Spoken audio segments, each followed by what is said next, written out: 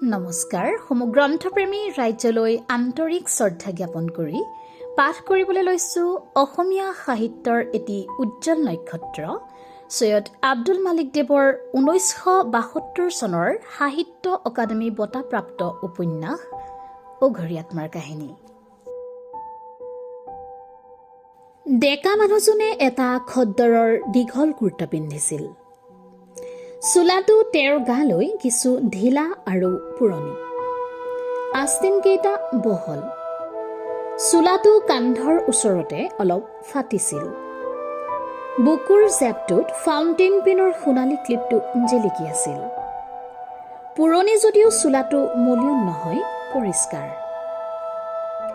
ডেকাজনৰ মুখখন অলপ দীঘল চানেকীয়া, বৰণ তেজগুৰা। চকুত কিছু বেছি পাৱাৰৰ এযোৰ চশমা, ফ্ৰেমটো মিহি সোণালী বৰণৰ। চশমাযোৰে মুখখনৰ আকৃতি প্ৰকৃতিত কোনো অস্বাভাৱিকতাৰ সৃষ্টি কৰা নাই।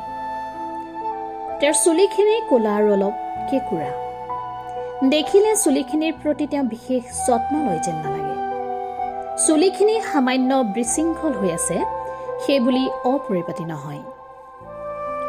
গালমুখৰ বৰণ চাই তেওঁৰ উঠ দুটা কিছু নিস্তেজ যেন দেখি। উঠ দুটা অলপ সৰু। সৰু উঠ যদি বুদ্ধিমত্তাৰ পৰিচায়ক হয়, তেন্তে ডেকাজনক দেখিলে বুদ্ধিমান বুলি ধাৰণা হয়। উঠ দুটাই সেই ধাৰণাক দৃঢ়হে কৰে। ডেকাজনে নিৰঞ্জন খাউণ্ডৰ পদূলি মূৰত নতুন ফিয়েট গাড়ীখন ৰাখি সহজভাৱেই সৰু চোতালখন পাৰ হৈ সোমাই আহি বাৰান্দাত থিয় দিলেহি আৰু এবাৰ অলপ ইফালে সিফালে চাই মাতিলে, ঘৰত কোন আছে?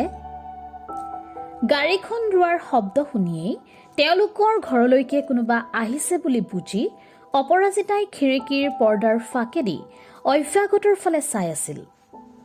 ডেকাজনে মাত দিয়া শুনি গাৰ কাপোৰ ঠিক কৰি লৈ আৰু লাজতে আৰচিত নিজক এবাৰ চাই লৈ কলা গগলযোৰ পিন্ধি ভিতৰৰ পৰা ওলাই আহিল আৰু থিয় হৈ থকা অচিনাকি ডেকাজনৰ ফালে চাই সামান্য হাঁহিৰ ৰেখা চকুমুখত বিৰিঙালৈ ক'লে, আপুনি কাক বিচাৰিছে?